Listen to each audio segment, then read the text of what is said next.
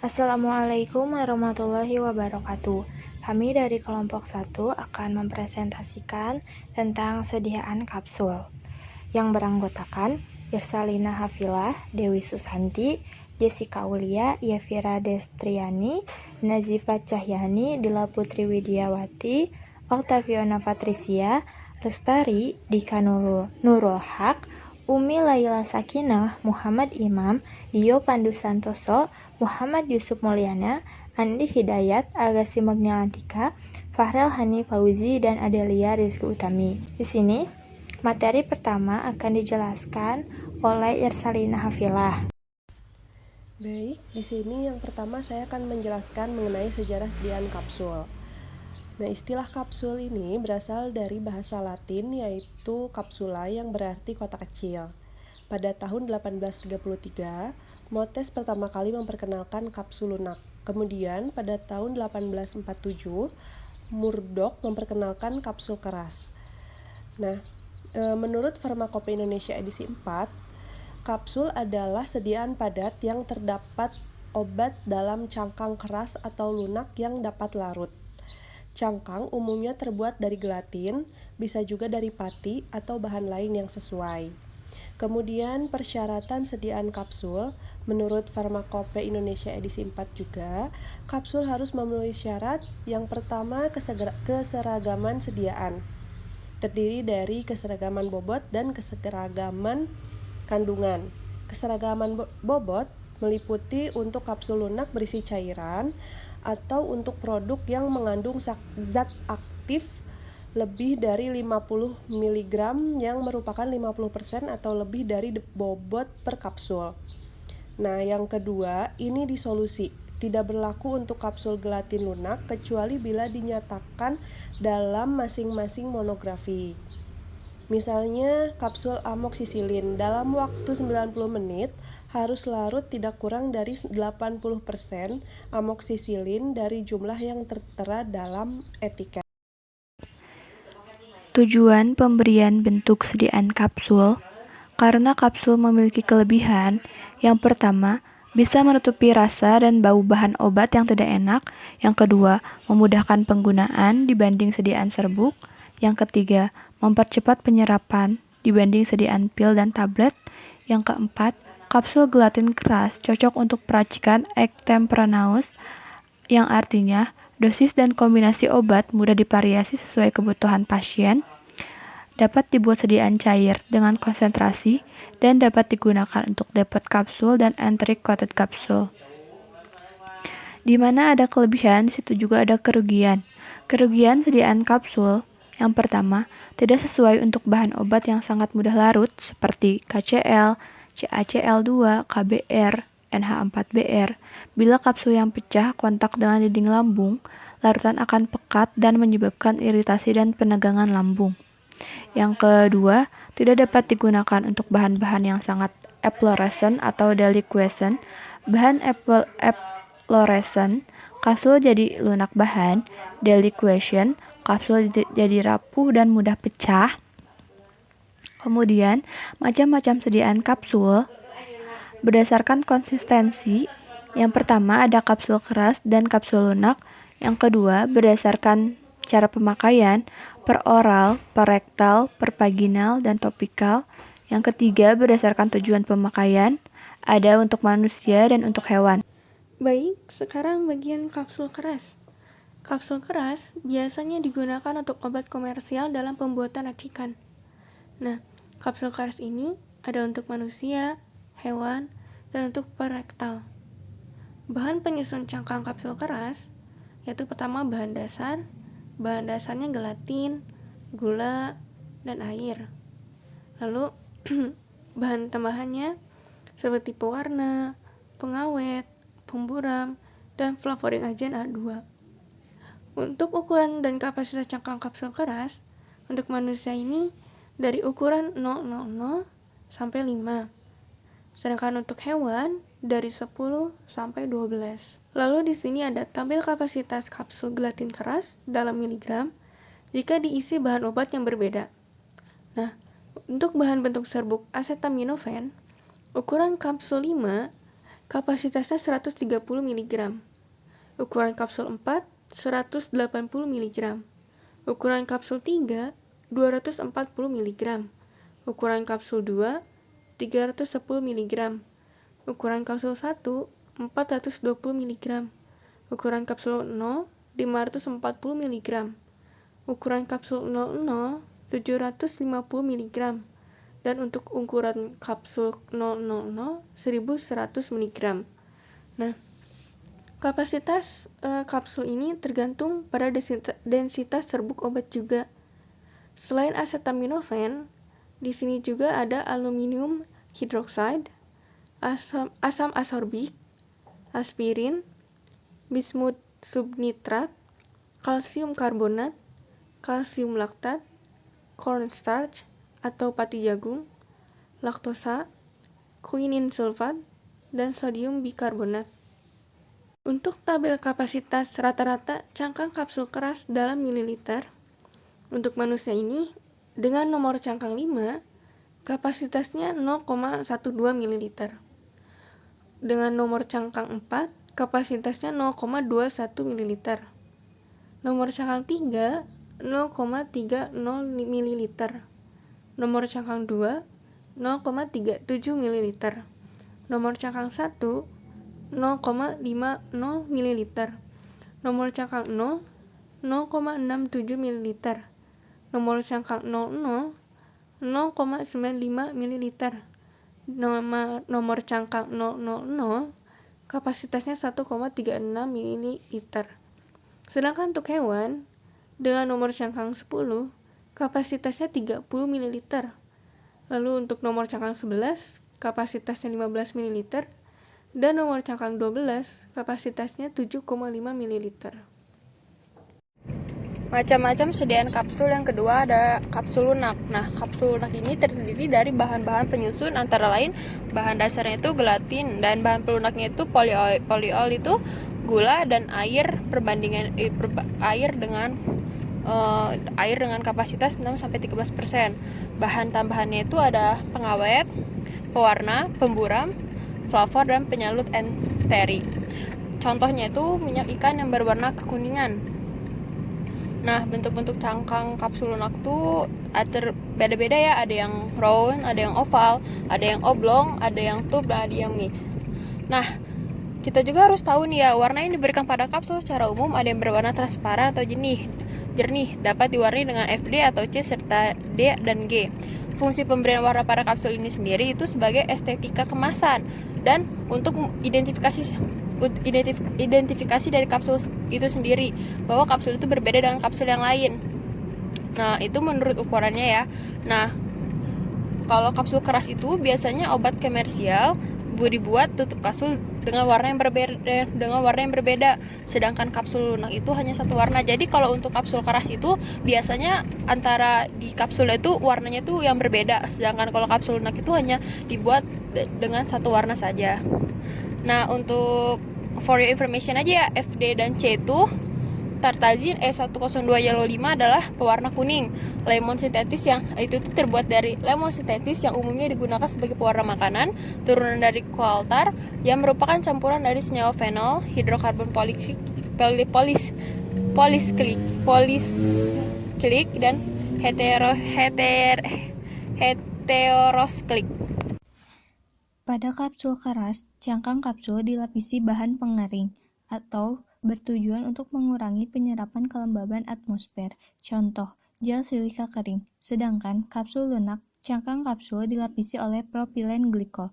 Bahan dasar pembuatan cangkang kapsul, baik itu keras ataupun lunak, sama-sama menggunakan gelatin. Gelatin larut dalam air panas dan cairan lambung yang dimana isi dari kapsul keluar dan secara umum dicerna oleh enzim proteolitik dan diserap oleh tubuh. Gelatin sendiri dapat mengurai jika berada dalam tempat yang tinggi. Kelembaban yang nantinya kadar air dalam kapsul diserap oleh kapsul. Jika terlalu kering tempat penyimpanannya, itu tidak boleh karena akan merusak kapsulnya atau menciut. Formula umum sediaan kapsul. Formula umum, ambillah bahan obat, bahan pembantu. Bahan obat terdiri dari padat, setengah padat, cair. Cara pembuatannya terdapat 5 tahap. Pengecilan ukuran partikel, pencampuran, pemilihan ukuran kapsul, pengisian kapsul, membersihkan kapsul. Pengecilan ukuran partikel prinsipnya, pada pengerjaan serbuk ada dua cara penggerusan atau trituration dan cara pulverization by intervention. Pencampuran bahan obat, padat, setengah padat, atau cair dicampur homogen dengan bahan pembantu dengan proses yang sama seperti pada sediaan serbuk. Ada 4 cara. Cara spatulasi, cara penggerusan, cara pengayakan, cara penggulingan. Pada pemilihan ukuran kapsul keras pada umumnya untuk serbuk bobot 65 mg sampai 1 gram. Ditambah bahan inner sampai kurang lebih 75% kapasitas kapsul. Masukkan 2 atau lebih kapsul yang disesuaikan aturan pakainya, misal sehari 3 kali 1 kapsul atau sehari 3 kali 2 kapsul. Ukuran kapsul disesuaikan dengan umur pasien. Selanjutnya ada metode rule of 7. Yang pertama, hitung bobot bahan obat per kapsul. Yang kedua, ubah bobot bahan obat menjadi 1 grain. Misalnya, bobot campuran bahan obat per kapsul sama dengan 230 dibagi 65 grain sama dengan 3,5 grain. Yang ketiga, bulatkan hasil perhitungan yang di atas. 3,5 dibulatkan menjadi 4. Yang keempat, angka 7 dikurangi hasil pembulatan tersebut. Hasilnya merupakan ukuran cangkang kapsul yang terpilih. Jadi, 7 dikurangi 4 sama dengan 3. Ukuran cangkang kapsul terpilih yaitu 3. Selanjutnya ada cara pemilihan ukuran kapsul. Yang pertama, hitung bobot bahan obat per kapsul, misal X sama dengan gram. 2. Pilih cangkang kapsul dengan kapasitas bobot bahan obat. Dilihatnya dari tabel. Ketiga, tara isi cangkang kapsul dengan bahan inner, misalnya Y sama dengan gram. Bila X sama dengan Y, bahan obat langsung dimasukkan kapsul. X kurang dari Y, jadi bahan obat ditambah pengisi sehingga bobotnya Y ditimbang bahan pengisi. Y dikurangi X, jadi X jumlah kapsul. X lebih dari Y, bahan obat diracik dalam 2 atau lebih kapsul dengan ukuran yang lebih kecil. Pengisian kapsul dapat dilakukan dengan alat dan tanpa alat. Untuk yang tanpa alat itu mempunyai 2 cara. Cara yang pertama yaitu blocking and dividing. Sama seperti pada pembuatan kapsul terbagi, dilanjutkan dengan pengisian serbuk ke dalam kapsul dengan bantuan spatel atau sudip. Yang kedua, metode punching. Serbuk di atas kertas dibentuk datar dengan tinggi 1/4 inci. Induk kapsul diisi serbuk dengan menekan ujung yang terbuka berulang-ulang pada serbuk. Kemudian, untuk yang menggunakan alat, itu terdapat pada slide halaman 22.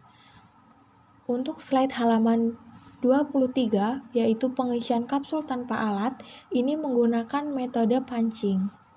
Baik, untuk bahan obat cair, yang pertama induk kapsul kosong ditara. Lalu yang kedua, teteskan campuran bahan obat cair atau penetes tegak lurus ke dalam induk kapsul sambil dihitung jumlah tetesan bobot yang diminta. Yang ketiga, kapsul yang lain diisi tetes. Lalu yang terakhir, kapsul ditutup rapat oleh si musilagogum Arab dan ditutup sambil diputar. Untuk cara membersihkan kapsul, yang pertama bisa dengan kain kasa atau tisu kering. Yang kedua bisa dengan kain kasa atau tisu dibasahi dengan alkohol. Yang ketiga bisa dengan NaCl granuler. Untuk tujuan membersihkan, yang pertama agar penampilannya bagus, dan yang kedua menghilangkan sisa bahan obat di luar dinding kapsul. Untuk mencegahnya rasa dan bau yang kurang enak dan rusaknya dinding kapsul. Untuk pembuatan kapsul dengan bahan bersifat khusus, yang pertama bahan obat higroskopis dan delikuesen. BO disekat dengan MgCO3 atau MgO tambah grain atau kapsul. Yang kedua, gunakan wadah tertutup rapat. Untuk bahan obat merupakan campuran eutektik. Yang pertama, dicegah terjadinya eutektik dengan menyekat masing-masing bahan obat dengan bahan inert atau MgCO3, Mg, dan kaolin. Yang kedua, dibiarkan terjadi eutektik, kemudian dikeringkan dengan bahan inert. Ya, lanjut dengan saya Octaviana Patricia ke slide yang ke-27. Itu ada pembuatan kapsul dengan bahan bersifat khusus yang bagian C, yaitu bahan obat dapat merusak cangkang kapsul. Yang pertama, jika cairan mengandung air dan larutan yang sangat pekat, itu dibuat masa pil dulu, baru dimasukkan ke dalam kapsul. Habis itu ada cairan yang mengandung etanol kurang dari 90%. Itu dibuat juga dulu ke dalam masa pil, baru dimasukkan ke kapsul. Terus yang ketiga itu ada bahan obat yang dengan kadar fenol tinggi, misalnya kreosot, itu yang pertama kali tuh dibuat masa pilnya dulu, baru dimasukkan kapsul. Cara yang kedua itu diencerkan dengan minyak lemak, lalu kadarnya itu harus kurang dari 40%, baru masukkan kapsul. Lanjut ke slide ke-28, itu yang D, ada bahan obat yang tak tercampurkan. Yang cara pertama itu sekat dengan bahan inert, cara yang kedua itu buat pil dalam kapsul, cara yang ketiga itu buat kapsul dalam kapsul. Nah, kalau kapsul dalam kapsul itu misalkan kapsul A itu mengandung bahan obat A, terus kapsul B itu mengandung bahan B. Jadi tuh dua bahannya tuh nggak bisa tercampur gitu loh, jadi harus dipisah. Terus kalau untuk pil dalam kapsul itu, yang A itu pil yang mengandung bahan obat A, dan B itu serbuk yang mengandung bahan obat B. Terus yang ke slide 29 itu ada wadah penyimpanan sediaan kapsul. Kalau untuk kapsul gelatin keras harus disimpan di tempat yang dingin dengan kelembapan sedang dan dalam wadah bermulut lebar dan tertutup rapat. Kalau dalam Farmakope Indonesia edisi 3 itu harus di tempat sejuk, di wadah tertutup rapat, dan sebaiknya ditambahkan zat pengering. Kalau dalam Farmakope Indonesia edisi 4 itu disimpannya dalam wadah tertutup rapat, tidak tembus cahaya, dan pada suhu kamar yang terkendali. Di sini saya akan menyebutkan etiket dan label sediaan pada kapsul. Dalam etiket ada dua. Untuk etiket putih itu digunakan pada obat dalam, etiket biru digunakan untuk obat luar. Kemudian ada ukuran. Ukuran itu sesuai dengan wadahnya. Karena untuk ukuran kapsul itu beda nomor-nomornya. Ada nomor 000 yang paling besar dan sampai nomor 5 yang paling kecil. Di sini ada studi kasus sediaan resep untuk vitamin C 25 mg, tiamin HCl 2 mg, nikotinik acid atau asam nikotinik itu 25 mg. Nah, untuk cara pembuatannya itu ada mix cepak, larga atis, pulveris dain kapsul, detailus dosis nomor 25. Yang artinya itu campur dan buatlah serbuk menurut aturan dan diberikan kapsul sesuai takaran nomor 25 kapsul atau sejumlah 25 kapsul. Nah, di sini kan ada DTD atau detailus dosis yang artinya itu sesuai takaran ya. Kan kita dibuatnya itu 25 kapsul. Jadi 25 dikali 25. Jadi sediaan vitamin C itu 25 mg dikali 25 yang hasilnya itu 625 mg. Untuk tiamin HCl itu 2 mg dikali 25 itu 50 mg. Kemudian ada nikotinik acid 25 mg dikali 25 hasilnya 625 mg. Nah, untuk cara pemakaiannya itu Signa Onum Deredie kapsul anum, yang artinya itu tandai sehari 1 kali 1 kapsul. Jadi penjelasan untuk studi kasus yang di atas yaitu berat bahan obat per kapsul itu 25 ditambah 2 ditambah 25 sama dengan 52 mg. Jika dimasukkan ke cangkang nomor 4 yang berkapasitas 2,5 gram, yang perhitungannya itu 2,5 dikali 65 mg sama dengan 162,5 mg. Nah, dari sediaan itu kan yang kurangnya banyak. Yang obat per kapsul itu 52 mg. Tetapi yang di perhitungan kapsul itu 162, mg. Nah, perlu ditambah bahan pengisi per kapsulnya itu jadi 162,5 mg dikurangi 52 mg, hasilnya 110,5 mg atau dibulatkan sekitaran 110 mg. Nah, jadi untuk 25 kapsul perhitungannya 25 dikali 110 mg, hasilnya 2750 mg atau setara dengan 2,75 gram. Nah, di sini ada prosedur kerja atau tahap peracikan. Ke-1 atau yang pertama itu timbang tiamin HCl 50 mg ditambah karmin secukupnya, gerus eda homogen. Kedua, timbang vitamin C 625 mg, gerus ed halus.